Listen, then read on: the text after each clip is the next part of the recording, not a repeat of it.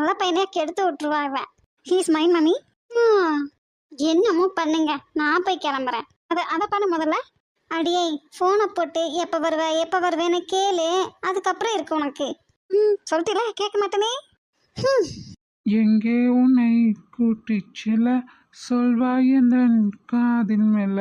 என் பெண்ணையும் இலை பாரவை உன் மாதிலே இடம் போதுமே. ஏன் இன்று இடைவெளி குறைகிறதே. மெதுவாக இதயங்கள் இணைகிறதே. ஏது இன்னும் கிளம்பாம நிக்க போறேன். இல்லாத்தம்மா, எங்களுக்கு அவ்வளோ தூரம்லாம் வேண்டாம். 30 மினிட்ஸ்லேருந்து 1 ஹவர்க்குள்ளே பர்மிஷன் கொடுத்தா போதும்.